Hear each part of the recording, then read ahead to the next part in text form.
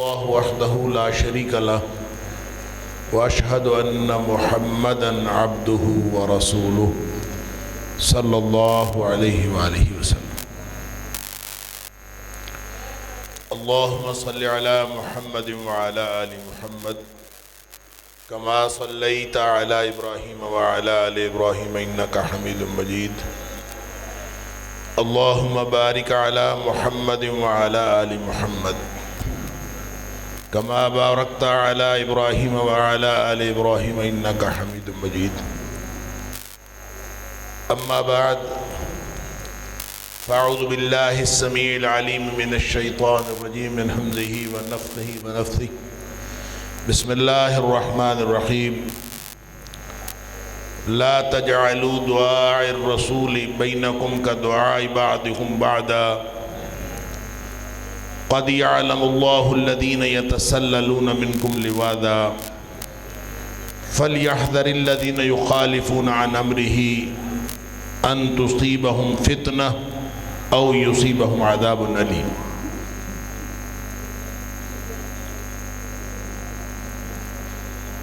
نبی اکرم صلی اللہ علیہ وآلہ وسلم کے بلاوے کو آپس میں ایک دوسرے کے بلاوے کی طرح نہ سمجھا کرو۔ یقیناً اللہ ان لوگوں کو خوب جانتا ہے جو آنکھ بچا کر کھسک جاتے ہیں، بس ڈر جائیں وہ لوگ جو اللہ کے رسول صلی اللہ علیہ وآلہ وسلم کی کسی بات کی مخالفت کرتے ہیں۔ اس بات سے ڈر جائیں کہ ان کو کوئی فتنہ آن پہنچے یا پھر ان کو کوئی دردناک عذاب آ پہنچے۔ صدق اللہ العظیم۔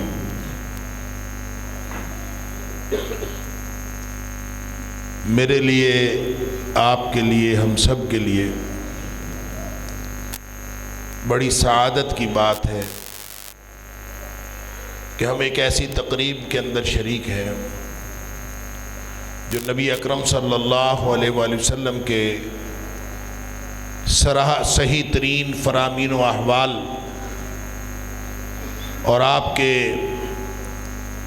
اقوال و افعال کی ایک کتاب، جس کو اللہ کی کتاب کے بعد دنیا کی صحیح ترین کتاب مانا جاتا ہے، اس کی تکمیل کی تقریب کے اندر ہم شریک ہیں۔ یہ اللہ کا کرم ہے، ہمیں اس بات پر اللہ کا شکر ادا کرنا چاہیے۔ یہ نسبت کوئی چھوٹی نسبت نہیں، مبارکباد ہے ان لوگوں کو، ان بچوں کو جو آج فارغ التحصیل ہو رہے ہیں، اور مبارکباد ہے ان کے اساتذہ کرام کو اور ان کے والدین کرام کو کہ جتنے بھی لوگ ہیں ان سب نے اپنی زندگی کا ایک بہترین فیصلہ کیا ہے، اور اللہ تعالیٰ اس فیصلے کو ان کی زندگیوں کے لیے، ان کی دنیا کے لیے اور ان کی آخرت کے لیے مبارک فرمائے۔ اللہ تعالیٰ ہم سب کو اسی طرح جنت الفردوس کے اندر اکٹھا فرمائے اور نبی اکرم صلی اللہ علیہ وآلہ وسلم کا ساتھ نصیب فرمائے۔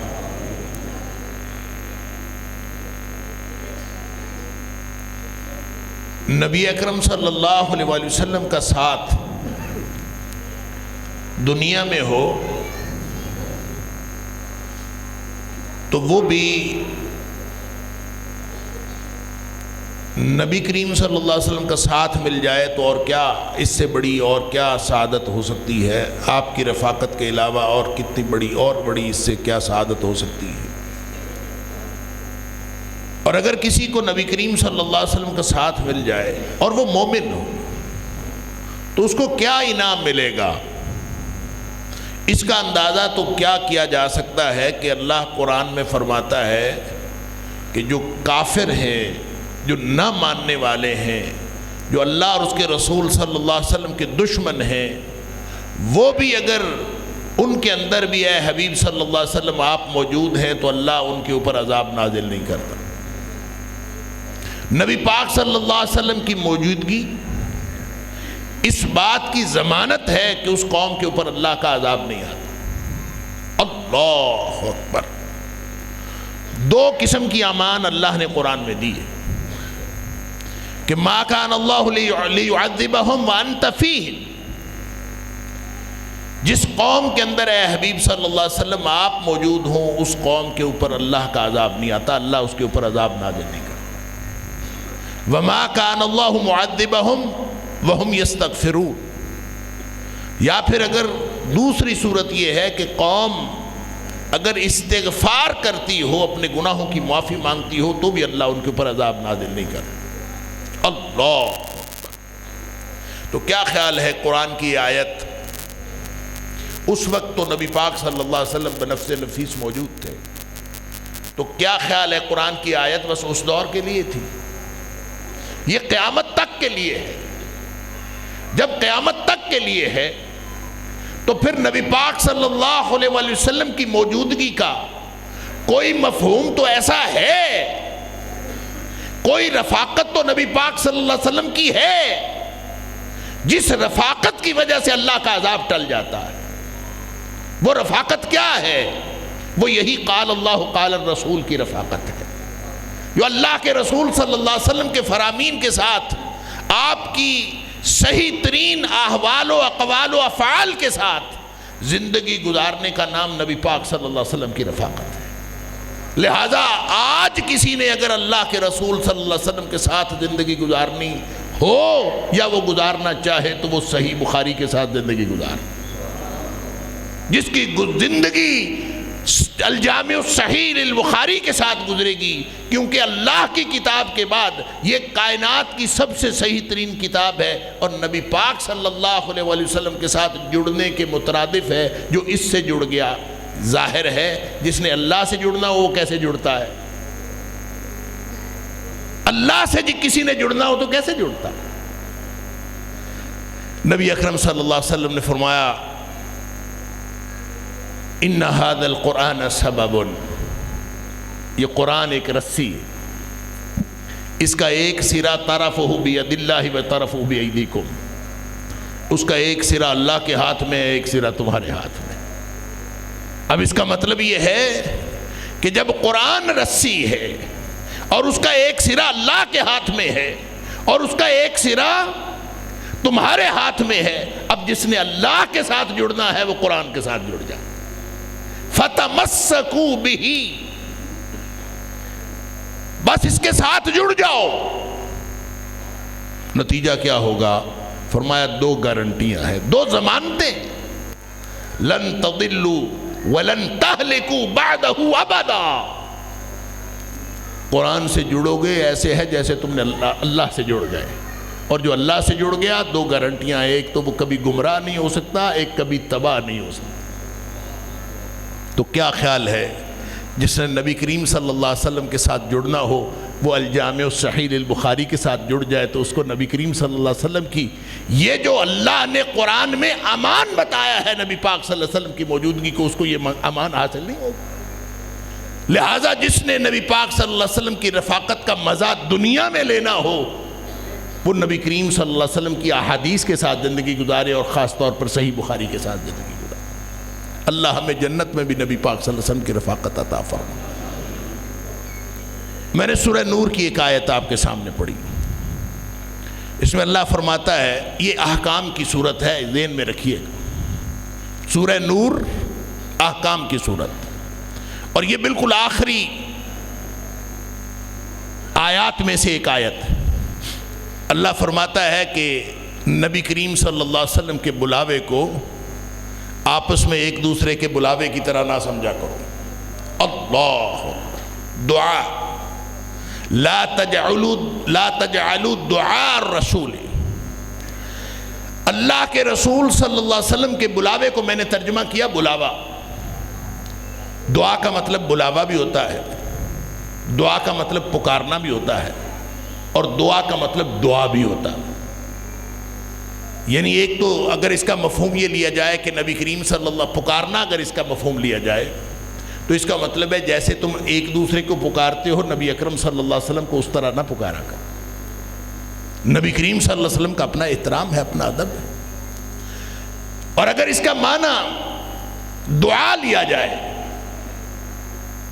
تو اس کا مطلب یہ ہے کہ آپس میں ایک دوسرے کی دعا کی طرح نبی کریم صلی اللہ علیہ وسلم کی دعا نہ سمجھا کرو۔ ہم ایک دوسرے کو دعا دیتے ہیں، کسی کی لگ گئی کسی کی نہ لگی، کوئی قبول ہوئی کوئی قبول نہ ہوئی۔ اگر نبی اکرم صلی اللہ علیہ وسلم کی دعا لگ گئی تو وہ قبول ہو گئی۔ جس کو نبی کریم صلی اللہ علیہ وسلم کی دعا لگ گئی اس کا بیڑا پار ہو گیا، اور جس کو نبی کریم صلی اللہ علیہ وسلم کی بد دعا لگ گئی اس کا بیڑا غرق ہو۔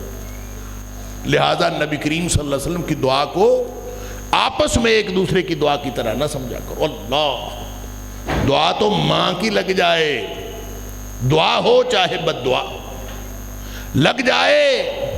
تو وہ جریج کا واقعہ سنا نا، ماں کی بد دعا ہی تو لگی تھی، اچھا بھلا عبادت گزار تھا، اچھا بھلا اس کا معبد تھا، اپنے عبادت خانے میں بیٹھ کے اس جیسا تو عبادت گزار کوئی نہیں تھا، تو کیا فرق پڑا؟ واقعہ کیا ہوا؟ واقعہ صرف اتنا ہوا کہ ماں آئی تھی، یا جریج یا جریج پکارتی رہی، جریج اپنی عبادت میں مصروف تھا۔ جریج بھی متردد ہوا کہ عبادت چھوڑ کے ماں کی بات سنے یا عبادت مکمل کر کے پھر ماں کی بات سنے۔ وہ سوچتا رہا، اتنے میں ماں آوازیں دے دے کے چلی گئی۔ جب اس اپنے عبادت مکمل کر کے دیکھا تو ماں نہیں تھی، وہ جا چکی تھی۔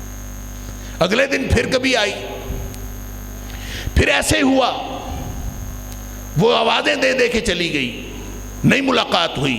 تیسری دفعہ پھر ایسے ہوا، ملاقات نہیں ہوئی، تو ماں کی زبان سے بد دعا نکلی۔ اس نے کہا جریج تجھے موت نہ آئے جب تک کسی فاحشہ کا منہ نہ، کبھی جب تک کہ فاحشہ کے ساتھ تیرا سامنا نہ ہو۔ پھر کیا ہوا؟ بس اس نے تو بد دعا دی تھی، پھر دنیا نے دیکھا۔ نبی کریم صلی اللہ علیہ وسلم فرماتے ہیں کیا ہوا کہ ایک فاحشہ نے اس کے اوپر الزام لگا دیا بدکاری کا۔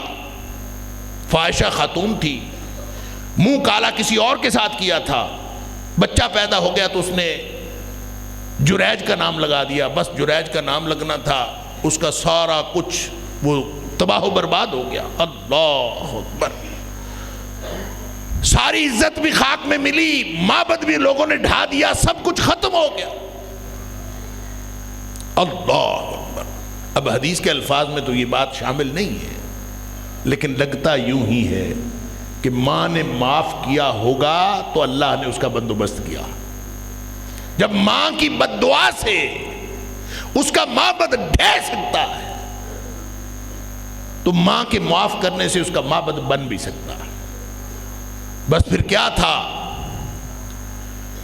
کہ اللہ تعالیٰ نے اس بچے کو زبان دے دی، جو فاحشہ نے جو بچہ اٹھایا ہوا تھا، اس بچے نے بول کے کہا کہ میرا باپ جریج تو نہیں ہے، میرا باپ تو فلاں چرواہا ہے۔ اللہ اکبر۔ تب جا کے معاملہ اس کا سدھرا۔ ماں کی بد دعا وہ بیڑا غرق کر دیتی ہے۔ تو کیا خیال ہے نبی اکرم صلی اللہ علیہ وسلم کی بد دعا اور دعا کے بارے میں؟ لہذا نبی اکرم صلی اللہ علیہ وسلم کی دعا لیا کرو، بد دعا نہ لیا کرو۔ جو دعا لیتا ہے اس کا بیڑا پار ہو جاتا ہے، اور جو بد دعا لیتا ہے اس کا بیڑا غرق ہو جاتا ہے۔ اور نبی پاک صلی اللہ علیہ وسلم کی دعائیں بد دعائیں کون سی ہیں؟ نبی پاک صلی اللہ علیہ وسلم فرما گئے، جس کے بارے میں آپ نے فرما دیا لیس منا لیس منی، یہ ساری بد دعائیں ہیں نبی پاک صلی اللہ علیہ وسلم کی۔ لہذا کوئی شخص اگر وہ حرکت کرتا ہے جس کے بارے میں نبی کریم صلی اللہ علیہ وسلم نے فرمایا لیس منا لیس منی، تو اس کا مطلب یہ ہے کہ وہ نبی کریم صلی اللہ علیہ وسلم کی بد دعا کا مصداق بن جاتا ہے۔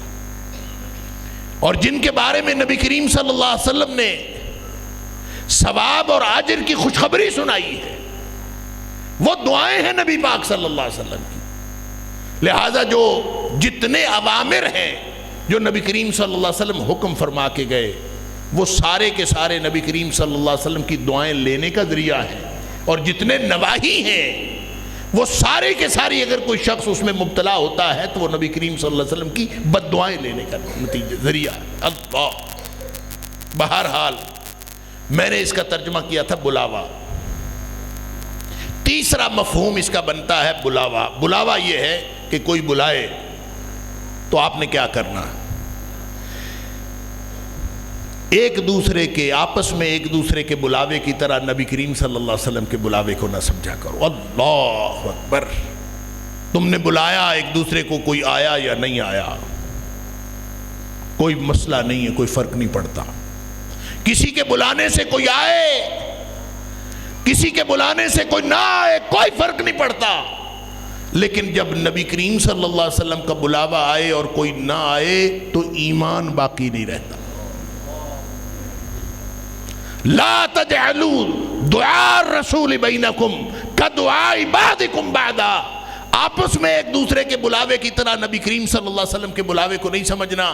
جب نبی کریم صلی اللہ علیہ وسلم بلائیں تو سارا کچھ چھوڑ کر، ہر چیز چھوڑ کر تم نے نبی کریم صلی اللہ علیہ وسلم کے بلاوے پر حاضر ہونا۔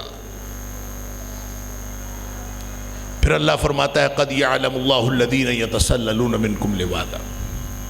جب نبی کریم صلی اللہ علیہ وسلم اس دور میں صحابہ کرام کو بلاتے تھے کسی بھی کام کے لیے تو منافقین کو بھی آنا پڑتا تھا، منافقین کو بھی حاضری دینی پڑتی تھی۔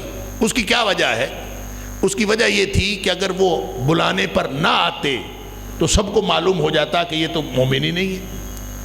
جس کے دل میں ایمان رتی بھر بھی ہو وہ نبی کریم صلی اللہ علیہ وسلم کے بلاوے سے پیچھے رہ ہی نہیں سکتا۔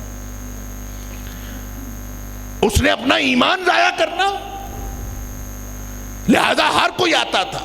تو منافقین نے چونکہ اپنا کفر چھپایا ہوا ہوتا تھا تو وہ بھی بھاگ کے آ جاتے تھے کہ نبی کریم صلی اللہ علیہ وسلم نے بلایا ہے تو ہم بھی چلے جاتے، لیکن آ جاتے تھے تو پھر کیا کرتے تھے؟ پھر وہ نظریں بچا کے کھسک جاتے تھے، ایک ایک کر کے کھسکتے تھے۔ آ جانا ہے، حکم نہیں ماننا نبی پاک صلی اللہ علیہ وسلم۔ لہذا اللہ فرماتا ہے کہ نبی کریم صلی اللہ علیہ وسلم کا بلاوا اس دور میں ہو جب نبی پاک صلی اللہ علیہ وسلم اپنی حیات طیبہ میں بلاتے تھے، اور چاہے قیامت تک نبی پاک صلی اللہ علیہ وسلم کے فرامین کی صورت میں بلاوا ہو۔ جو منافق ہے نا وہ ہمیشہ نظر بچا کے کھسکتا ہے، وہ نبی پاک صلی اللہ علیہ وسلم کی بات نہیں مانتا، وہ صغرے قبرے ملاتا ہے، وہ چونکہ چنانچہ کرتا ہے، وہ حدیث پڑھتا ہے، نبی پاک صلی اللہ علیہ وسلم کا فرمان پڑھتا ہے، لیکن اپنے صغرے قبرے ملا کے، اپنی چونکہ چنانچہ کر کے، ادھر ادھر چیزیں جوڑ کے وہ نبی کریم صلی اللہ علیہ وسلم کے فرمان پر عمل نہیں کرتا۔ جو بھی جس شخص کی بھی یہ عادت ہو، جس شخص کی بھی یہ خصوصیت ہو، اس کے دل میں رتی بھر ایمان نہیں ہے، وہ منافق ہے۔ کیونکہ منافق جو ہوتا ہے نا، ہم سمجھتے ہیں منافق کے دل میں ایک مومن ہوتا ہے، ایک کافر ہوتا ہے، اور درمیان میں منافق ہوتا ہے۔ ہم نے یہ سمجھا ہوا، مومن میں ایمان ہے، کافر میں ایمان کوئی نہیں، اور جو درمیان میں منافق ہے اس میں شاید تھوڑا سا ایمان ہے، تھوڑا سا کفر ہے۔ ہم نے یہ سمجھا ہوا، ایسا ہرگز نہیں۔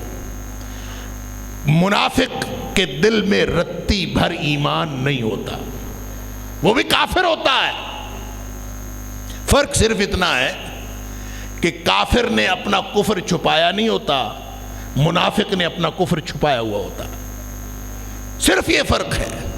لہذا جب اس نے اپنا کفر چھپایا ہے تو یہ کافر سے بڑا مجرم ہے کافر، کفر چھپایا ہوا ہے، لوگوں کو دھوکہ دیتا ہے کفر چھپا کر، اس لیے یہ بڑا مجرم ہے۔ اس لیے قرآن کہتا ہے ان المنافقین فی الدرک الاسفل من النار، منافق جہنم کے سب سے نچلے درجے میں ہوں گے۔ اللہ اکبر۔ لہذا سمجھ لیجئے قد یعلم اللہ الذین یتسللون منکم لواذا، نبی کریم صلی اللہ علیہ وسلم کا فرمان سن کے، آپ کا بلاوا سن کے، جب آپ موجود تھے تو آپ بلاتے تھے، آج قیامت تک نبی پاک صلی اللہ علیہ وسلم کا بلاوا کیا ہے؟ آپ کے فرامین ہے۔ تو نبی پاک صلی اللہ علیہ وسلم کا فرمان سننا، اور سننے کے بعد بجائے اس کے کہ اس کے اوپر عمل کرے، عمل کرنے کی بجائے وہ کہتا ہے کہ وہ اپنے بہانے بناتا ہے۔ یہ حدیث بھی تو بزرگوں کو پہنچی ہوگی نا، تو انہوں نے نہیں عمل کیا تو کوئی وجہ ہوگی نا، تو جب انہوں نے نہیں عمل کیا تو میں بھی نہیں کرتا۔ قد یعلم اللہ الذین یتسللون منکم لواذا، جو آنکھ بچا کے کھسکتا ہے اللہ ان سب کو جانتا۔ کس کس طرح سے لوگ آنکھ بچا کے کھسکتے ہیں، فرمان نبی پاک صلی اللہ علیہ وسلم کا ہو، آپ کے سامنے نبی کریم صلی اللہ علیہ وسلم کا فرمان آ جائے، پھر اس کے بعد اللہ، وہ سنا ہے نا واقعہ سبحان اللہ کہ نبی کریم صلی اللہ علیہ وسلم خطبہ ارشاد فرما رہے تھے تو آپ نے کسی کو کہا بیٹھ جاؤ، تو باہر سے کوئی آدمی آ رہا تھا۔ اب اس نے یہ نہیں سمجھا کہ کس کو کہا ہے کس کو نہیں کہا، آواز رسول اللہ صلی اللہ علیہ وسلم کی تھی، الفاظ اجلسو یا اجلس یا حاضر رجل، بیٹھ جاؤ، یہ کہنے کے الفاظ تھے، آواز رسول اللہ صلی اللہ علیہ وسلم کی تھی، تو وہ وہیں بیٹھ گیا جہاں آ رہا تھا۔ اللہ اکبر۔ وہ تو کسی نے جا کے بعد میں بتایا کہ نبی پاک صلی اللہ علیہ وسلم نے تمہیں نہیں کہا۔ میں اس میں اگر گناہ نہ ہو اللہ تعالیٰ ہم سب کو معاف فرمائے، تو اگر لگا کے ایک بات کروں صرف تفہیم کے لیے کہ مجھے لگتا ہے کہ اگر اس شخص کو یہ نہ بتایا جاتا کہ تمہیں نہیں کہا تو وہ ساری زندگی وہاں بیٹھا رہتا۔ کیوں؟ وہ صحابہ کرام، ان جیسا ایمان کس کا ایمان ہوگا؟ فَإِنْ آمَنُوا بِمِثْلِ مَا آمَنْتُمْ بِهِ فَقَدْ اهْتَدَوْا، جن کے ایمان کو اللہ نے معیار قرار دیا ہے قیامت تک کے لیے، ان کا کیا ایمان ہوگا؟ وہ بھلا نبی پاک صلی اللہ علیہ وسلم کی بات سننے کے بعد وہ اٹھ سکتا تھا؟ وہ تو کسی نے بتا دیا کہ نبی پاک صلی اللہ علیہ وسلم نے تمہیں نہیں کہا تو وہ اٹھ گیا۔ اگر نہ بتایا جاتا، نہ اٹھایا جاتا، یہ ہے تقاضا، وگرنہ جو آنکھ بچا کر کھسکتے ہیں ان کو سب اللہ کو معلوم۔ اللہ اکبر۔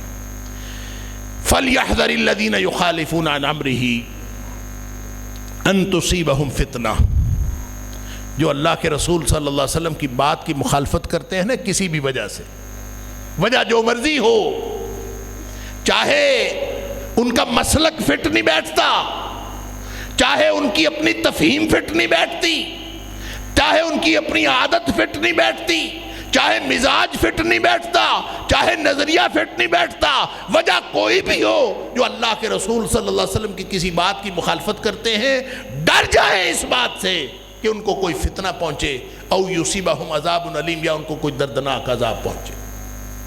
اب سمجھ لیجئے فتنہ کیا ہوتا ہے۔ فتنہ آزمائش بھی ہوتی ہے، فتنہ مصیبت بھی ہوتی ہے، اور فتنہ امتحان بھی ہوتا ہے، اور فتنہ تو فتنہ ہے، فساد بھی ہوتا ہے۔ اللہ اکبر۔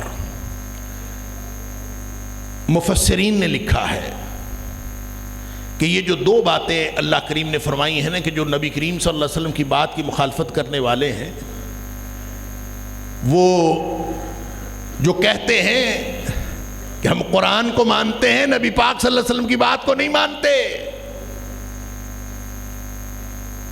نبی کریم صلی اللہ علیہ وسلم کی بات تو گویا ایسے ہی ہے، اس کی تو مخالفت کرنا کوئی مسئلہ نہیں، بس قرآن ہے اصل۔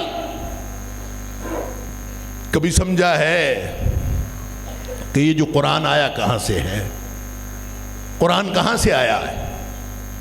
نزل بہ الروح الامین، لے کے آیا ہے جبریل۔ جبریل کون ہے؟ فرشتہ ہے، فرشتوں کا سردار ہے۔ تو یہ نہیں فرمایا فرشتہ لے کے آیا ہے، اور یہ کہہ دیتا اللہ کہ فرشتہ لے کے آیا ہے تو کوئی باقی کسر تھی کہ فرشتہ لے کے آیا ہے؟ تو فرشتہ ہوتا ہے، اور فرشتہ ہوتا ہی وہ ہے لا یعصون اللہ ما امرہم۔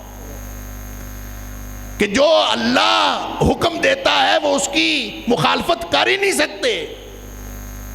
اللہ اکبر.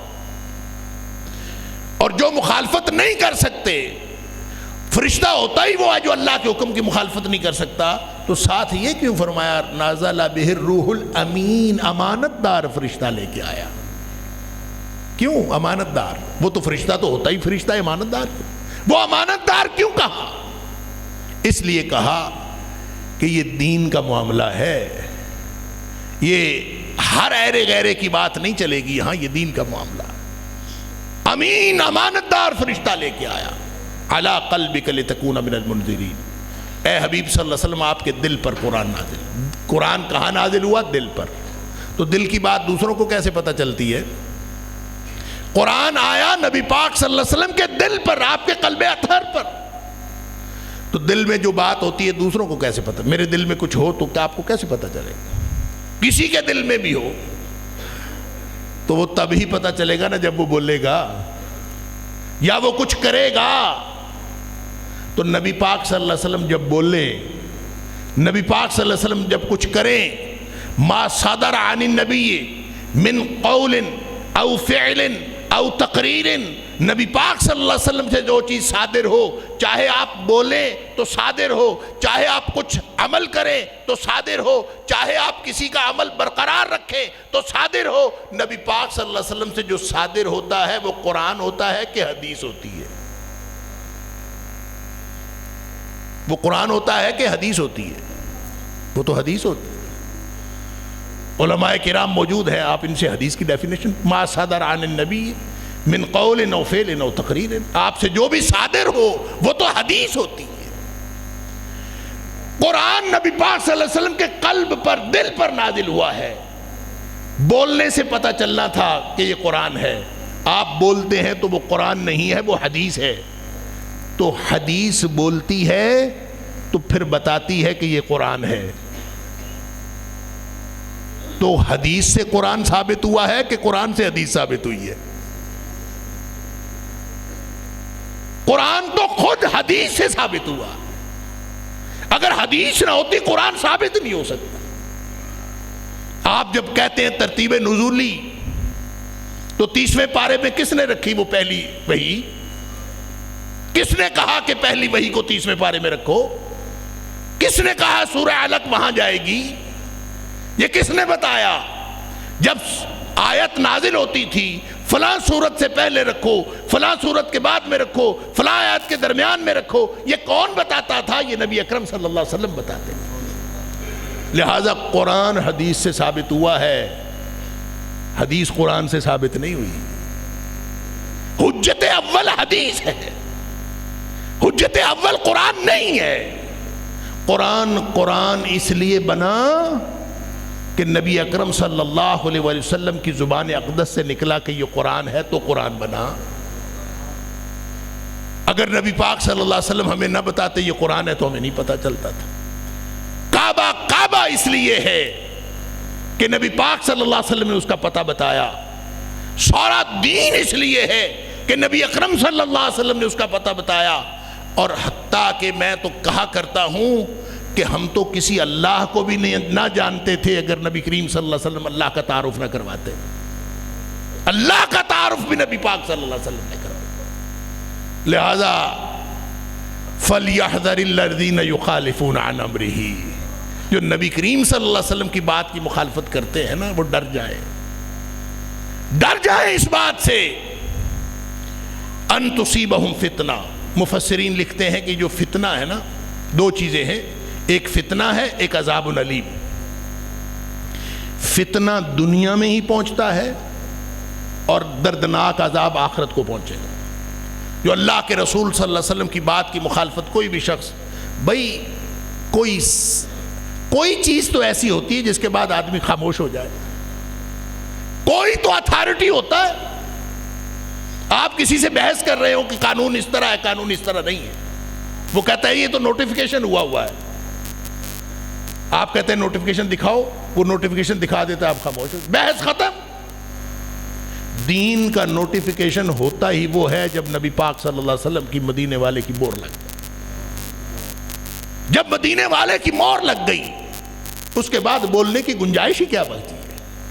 اور جو اس کے بعد بھی بولتا ہے فَلْيَحْذَرِ الَّذِينَ يُخَالِفُونَ عَنْ أَمْرِهِ، جو اللہ کے رسول صلی اللہ علیہ وسلم کی کسی بات کی پھر بھی مخالفت کرتا ہے، وہ ڈر جائے اس بات سے کہ اس کو فتنہ پہنچے یا پھر اس کو دردناک عذاب پہنچے۔ دنیا میں فتنہ بھی پہنچے گا اور آخرت میں دردناک عذاب بھی ہوگا۔ اور یہ فتنہ کیا ہے؟ اللہ، سب سے پہلا فتنہ جس میں حدیث کی مخالفت کرنے والا مبتلا ہو جاتا ہے، سب سے پہلا فتنہ، وہ پتہ ہے کون سا فتنہ ہے؟ وہ فتنہ یہ ہے کہ وہ ہوتا گمراہ ہے اور اپنے آپ کو ہدایت یافتہ سمجھ رہا ہوتا۔ سب سے پہلا فتنہ اس کو یہ پہنچتا کہ وہ گمراہی کو ہدایت سمجھ رہا ہوتا۔ ہدایت هو الذی ارسل رسولہ بالہدی ودین الحق، ہدایت کا معیار نبی کریم صلی اللہ علیہ وسلم کی ذات ہے۔ اور جو نبی پاک صلی اللہ علیہ وسلم کی مخالفت کرتا ہے وہ سب سے پہلے اس فتنے میں مبتلا ہوتا ہے کہ وہ سمجھ رہا ہوتا ہے کہ میں ہدایت پر ہوں حالانکہ وہ گمراہی پر ہوتا۔ اس سے بڑا فتنہ کی بھی بھائی کوئی ہوگا کہ کوئی شخص ہو گمراہی پر اور اپنے آپ کو سمجھ رہا ہو کہ میں ہدایت پر ہوں۔ اللہ اکبر، اس سے بڑا فتنہ بھی کوئی ہوگا؟ شاہ ولی اللہ علیہ الرحمہ نے حجت اللہ البالغہ کے اندر 3 حجاب بتائے، حجاب طبع، حجاب رسم اور حجاب سوء معرفت۔ وہ کہتا ہے جب کوئی شخص ہدایت کے راستے پہ چلنا چاہتا ہے تو سب سے پہلی رکاوٹ جو اس کو آتی ہے وہ طبیعت کا حجاب ہوتا، اور اگر طبیعت کے حجاب سے وہ نکل جائے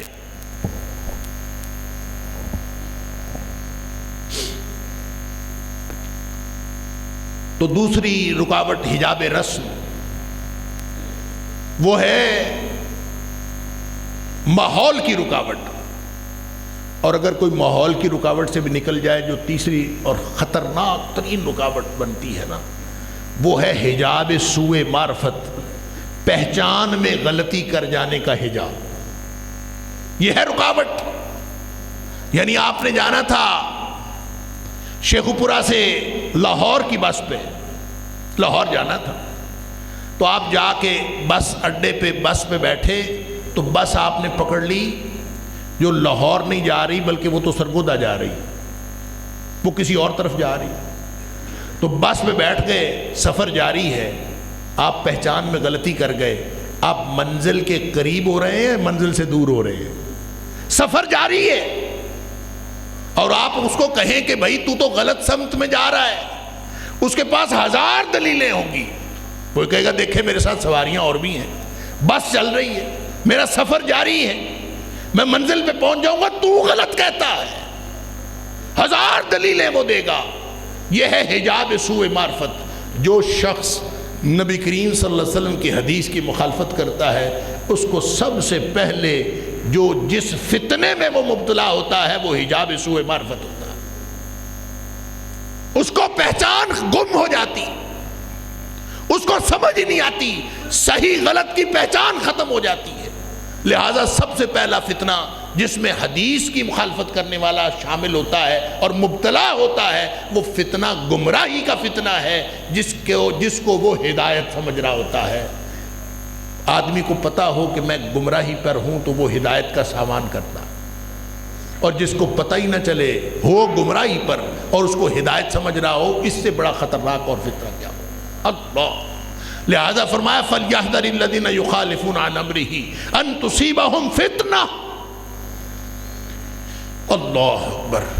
اور دوسری اس کی وضاحت میں 1-2 مثالیں دے دیتا ہوں کہ کوئی شخص جب نبی پاک صلی اللہ علیہ وسلم کی مخالفت کرتا ہے اس کو فوری طور پر دنیا میں ہی کوئی نہ کوئی مصیبت پڑتی، بچ نہیں سکتا وہ مصیبت سے۔ جیسے وہ مسلم شریف کے اندر آتا ہے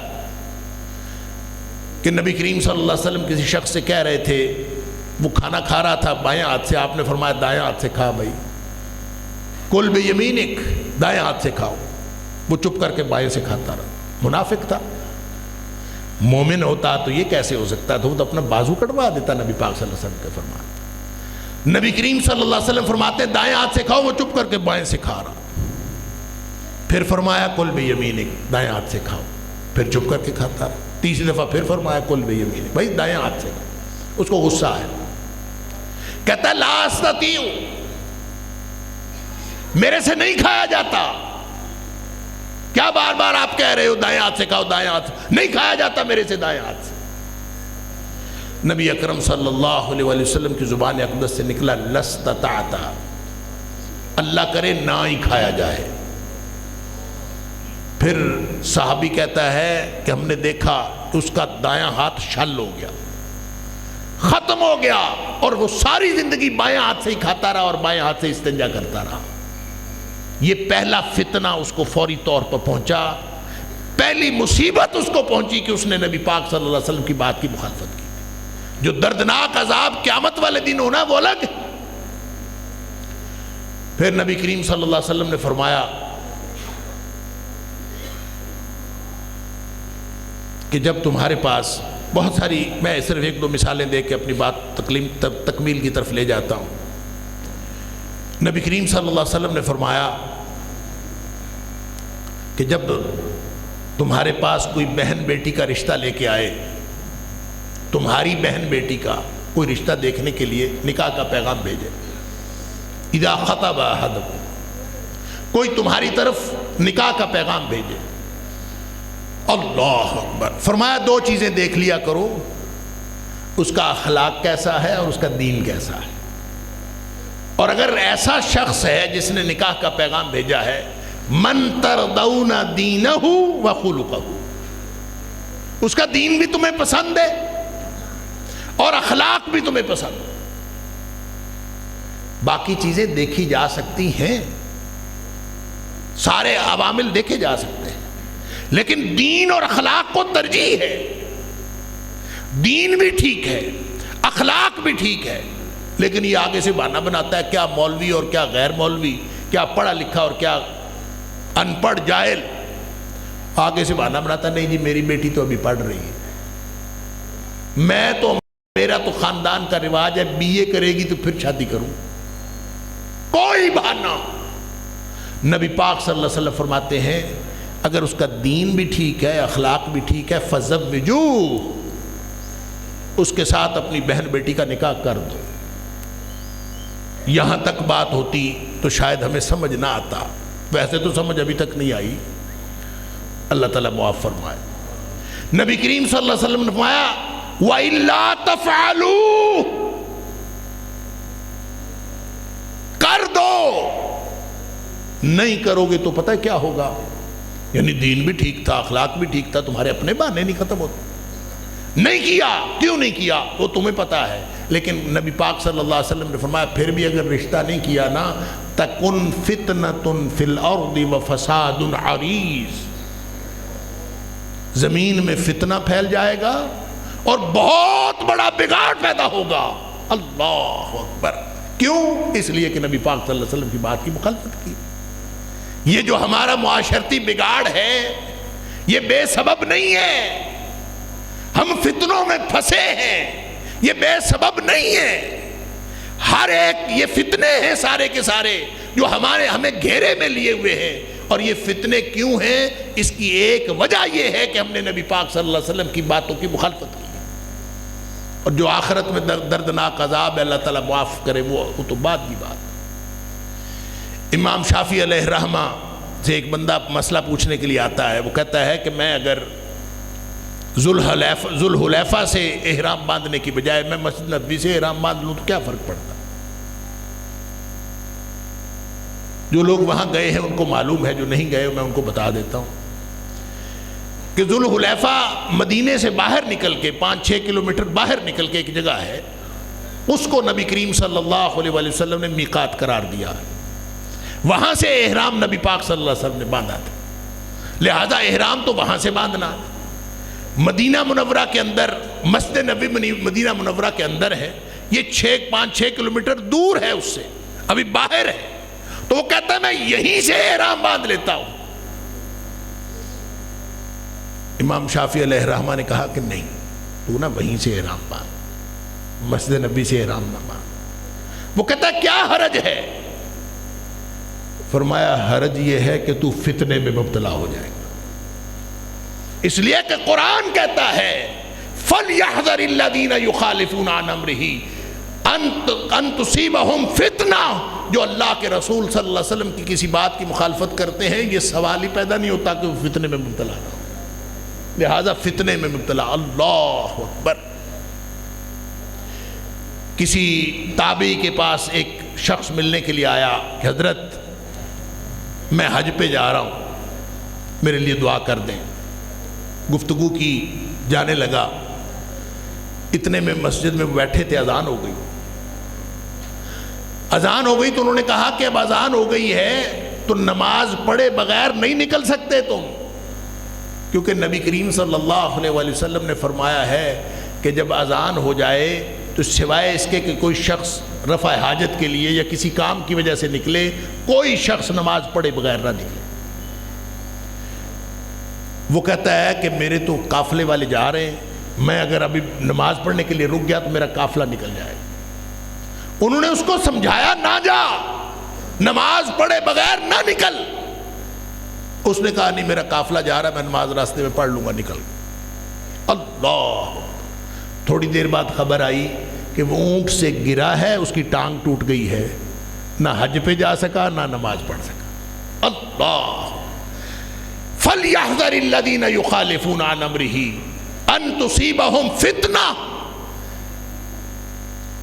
نتیجہ یہ نکلا، میں اور آپ آج تقریب بخاری میں شریک ہیں، ہم یہاں سے اللہ کے ساتھ وعدہ کر کے اٹھے کہ اللہ آج سے پہلے جتنی غلطیاں کوتاہیاں ہو گئیں تو ہمیں معاف کر دے، اور ہم تجھ سے وعدہ کرتے ہیں کہ آئندہ زندگی جتنی بھی باقی ہے نبی پاک صلی اللہ علیہ وسلم کے فرامین کی روشنی میں گزرے گی، چاہے نبی پاک صلی اللہ علیہ وسلم کا فرمان حدیث ضعیف ہے، حدیث کے اندر فلاں معاملہ، یہ علماء کی بات ہے، یہ آپ کا معاملہ نہیں ہے، یہ علماء نے بات کرنی ہے۔ آپ کو کوئی شخص کہے کہ یہ حدیث ہے، آپ کی زبان بند ہو جانی چاہیے، آپ کو اس کے بعد بولنے کی گنجائش ہی ختم ہو جاتی ہے جب نبی پاک صلی اللہ علیہ وسلم کا نام نامی آ جاتا ہے۔ یہ طریقہ اختیار کریں گے تو انشاءاللہ امید ہے کہ ہم دنیا میں بھی فتنوں سے بچ جائیں گے اور آخرت میں بھی دردناک عذاب سے بچ جائیں گے۔ وآخر دعوانا ان الحمدللہ رب العالمین۔